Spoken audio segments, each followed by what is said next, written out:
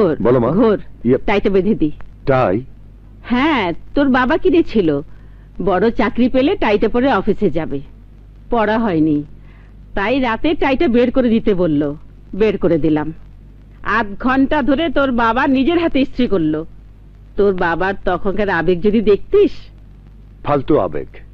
মা, এই সময় এই ধরনের টাই কেউ পরে? যত সব।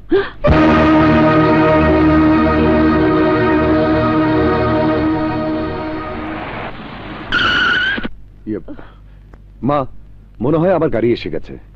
তুই একটু অপেক্ষা কর, আমি তোর বাবাকে ডাকি।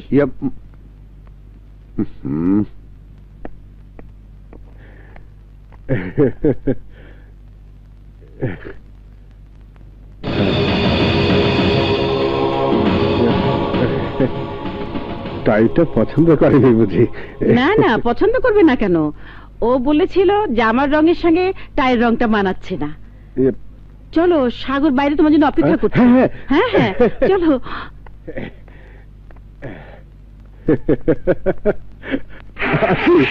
যাও।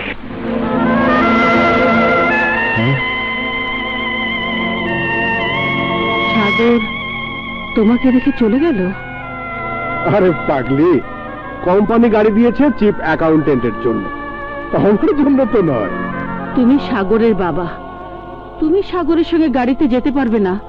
এ কোন ধরনের নিয়ম? আহা, বাবা ছেলের সম্পর্ক বাড়িতে, অফিসে সাগর হলো আমার স্যার। সবার সামনে সাগরকে আমার সালাম দিয়ে কথা বলতে হবে। বুঝি না, তোমাদের কথা বুঝি না। এখন তুমি আবার সেই বাসে ঝুলে চলে। হ্যাঁ, তুমি এসব নিয়ে চিন্তা করো না তো, আমি ঠিকই পৌঁছে যাব। আসেন। তুমি আসেন। যাও, খোদা হাফেজ।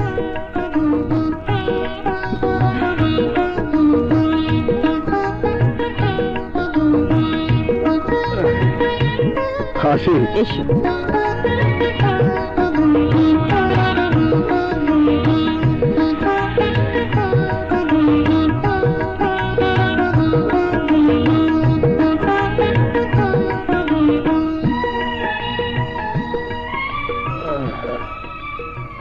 রাজু, আজ আমি একটা কথা বলবো, তোমাকে রাখতে হবে।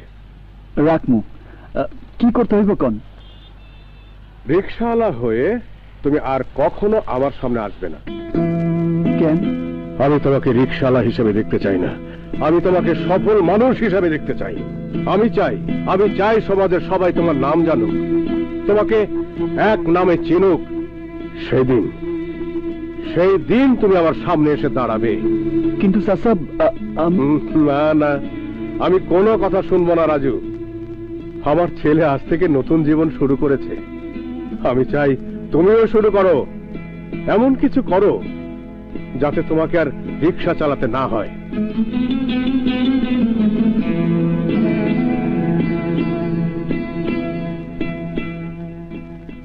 উনাকে তো ঠিক চিনতে পারলাম না। আমার মেয়ে ললিতা। আপনার মেয়ে?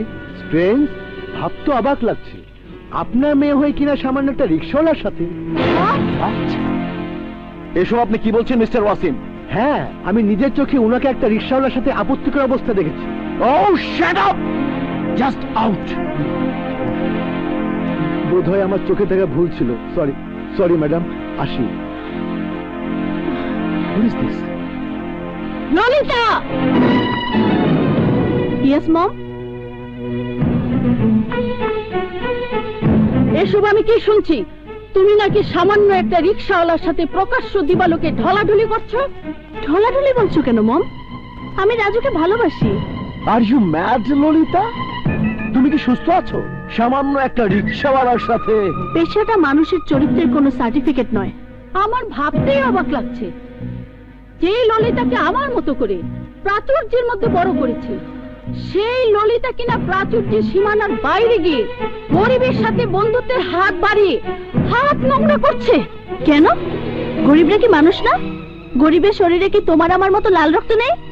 মম, তুমি যে গরিবকে ঘৃণা করছো, আমি যদি বলি গরিবের পরিশ্রমী তোমার এই অর্থ প্রাচুর্য গড়ে উঠেছে, আমি যদি বলি তোমার এই প্রাসাদের প্রতিটি ইট গরিব শ্রমিকের ঘাম ঝরানো টাকা দিয়ে কেনা, তাই তুমি গরিবকে তোমার এই প্রাচুর্যে ভরা জীবন থেকে অস্বীকার করবে কি করে? আসলে কি জানো মম, গরিবকে ঘৃণা করা, গরিবকে ছোট করে দেখা তোমাদের মতো ধনীদের জন্য রীতিনীতি হয়ে গেছে। ললিতা! মামিমা, আমি তো বুঝতেই পারছি না ললিতা এসব কি বলছে। আমার তো মনে হয় ও গরিব ছেলেটা ললিতার মাথা নষ্ট করে দিয়েছে।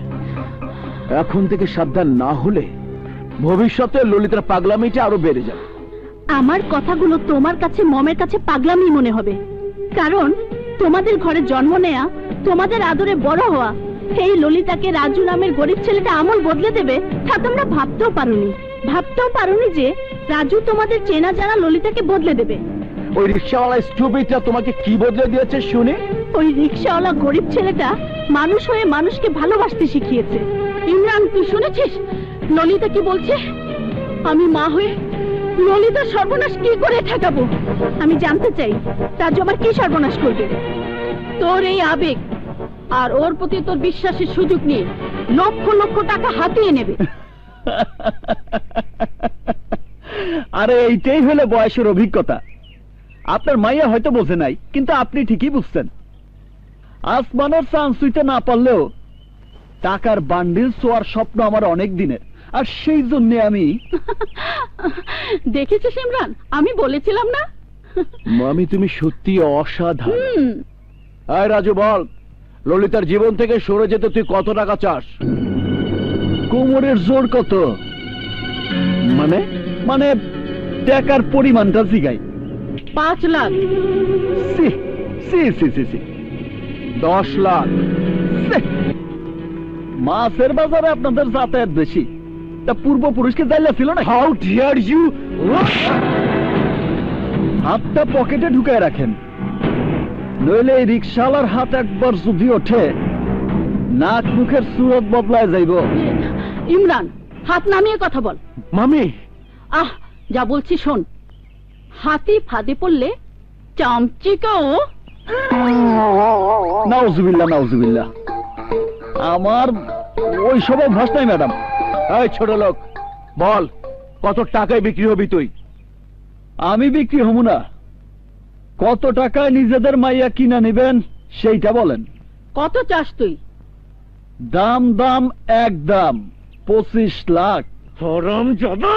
ইমরান, ওই যে। দাঁড়া। ছোট লোকের সাথে তর্ক করে সময় নষ্ট করার কোনো মানে হয় না। ব্রিফকেস থেকে টাকা বের করে দে। দে।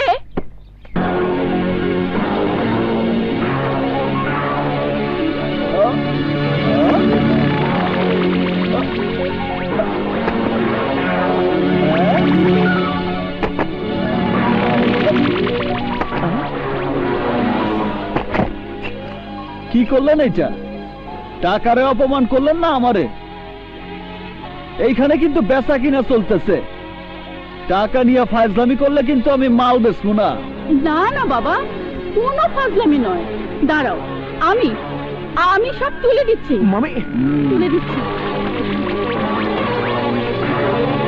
মামি,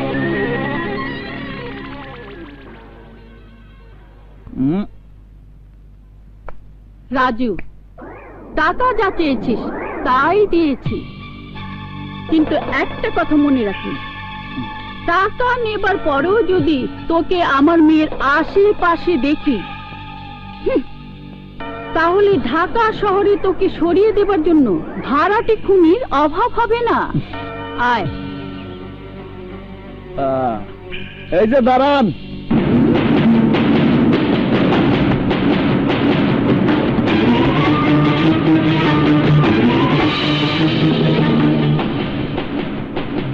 কিছুক্ষণ আগে কি কইলাম শোনেন নাই? এইখানে বেচা কিনা চলতেছে, খালি তো বেচার পর্ব শেষ করলেন, কেনার পর্বটা সেরা লই। মানে কি? আমাদের কেনাকাটা তো শেষ। কি বলতে চাস তুই? আমার কেনার পর্বটা মাত্র শুরু। এই মাত্র 25 লাখ টাকায় আপনার মাইয়ারে আপনি কিনা নিলেন, তার মানে আপনার মাইয়ার দাম মাত্র 25 লাখ। কি ঠিক কই নাই? ঠিক হলে বা কি? বাজারের নিয়ম অনুযায়ী বিক্রি দামের চেয়ে বেশি দাম দিয়া জিনিস কিনা নেওয়া যায়। কি ভুল কইলাম? না, তাইলে যদি কেউ আপনার মাইয়ারে 25 লাখের চেয়ে বেশি দামে কিনতে চায়, 25 লাখের চেয়ে বেশি দেবার যোগ্যতা থাকলে সেই তো আমার মেয়ের যোগ্য পাত্র। তাই নাকি? এই নেন 25,10,00,000 টাকা, আপনার মাইয়ারে আমার কাছে বুঝায় দেন। আরে লন।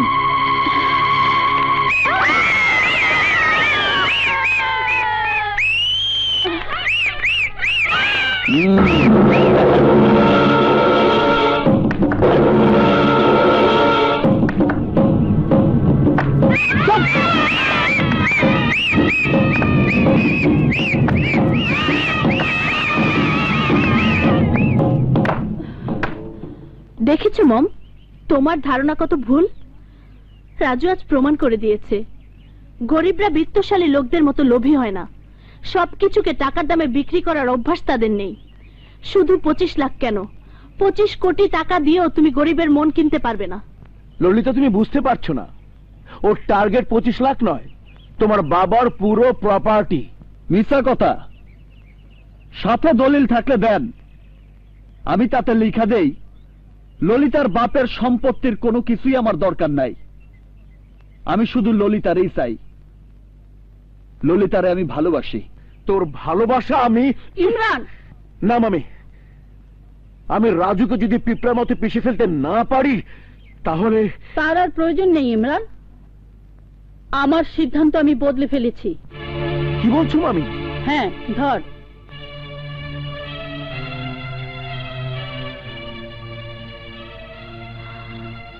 আমার সবকিছুর বিনিময় হলো আমার মেয়েকে আমি সুখী দেখতে চাই। আর সেই সুখের কারণে যদি রাজুকে আমার মেয়ের স্বামী বলে আমাকে মেনে নিতে হয়, আমি তাতেই রাজি।